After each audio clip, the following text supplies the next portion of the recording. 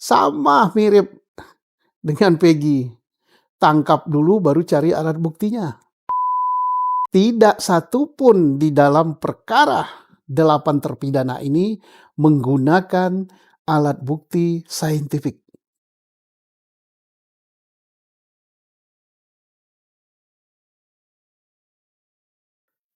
Peninjauan kembali atau PK untuk terpidana yang sudah mempunyai kekuatan hukum tetap.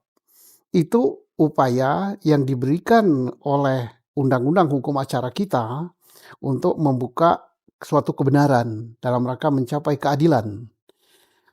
Mengapa adanya PK? Ini berawal dulu kasus Sengkon dan Karta, nggak ada PK, sehingga dalam Hukum Acara Pidana yang baru tahun 81 diwadahilah PK. Kasus tewasnya Vina dan Eki di Cirebon, untuk tersangka Peggy Setiawan sudah selesai. Sudah dimenangkan gugatannya dalam proses pra-peradilan.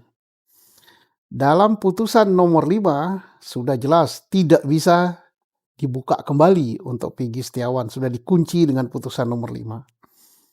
Nah, bagaimana untuk 8 terpidana? 7 seumur hidup, 1 8 tahun yang sudah bebas. Tentunya perlu juga suatu kebenaran ditegakkan dan keadilan diberikan pada mereka. Mengapa saya katakan demikian?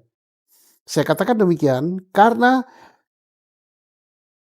kemungkinan salah tangkap sebagaimana terjadi pada diri Peggy Setiawan terhadap 8 tersangka yang sekarang telah jadi pidana sangat besar, sangat mungkin. Kalau saya katakan ya 90-an%, kan boleh saya beranggapan seperti itu. Dan anggapan saya itu bukan anggapan kosong. Anggapan berdasarkan pengalaman saya sebagai seorang polisi yang waktu dinas saya 30 sekian tahun, hampir 36 tahun saya habiskan di reserse. Apa yang mendasari? Yang mendasari proses penentuan tersangkanya sama mirip dengan Peggy. Tangkap dulu baru cari alat buktinya. Kemudian belum diperiksa apa-apa, sudah tahu nama tersangkanya. Nama tersangkanya dibuat oleh Rudiana. Rudiana dari mana taunya? Dari Aep. Kemudian tidak satu pun di dalam perkara 8 terpidana ini menggunakan alat bukti saintifik. Jadi crime scientific investigation tidak dipakai. Jadi bukti forensik tidak ada. Bukan saya saja yang mengatakan begitu. Kapolri dalam amanat yang dibacakan Wakapolri pada Yudisium PTIK beberapa minggu yang lalu. Kapolri itu. Jadi kok aneh juga ya, hakimnya, jaksanya, sampai ke hakim agungnya, tingkat kasasi, kok mengamini saja gitu, divonis 8 tahun.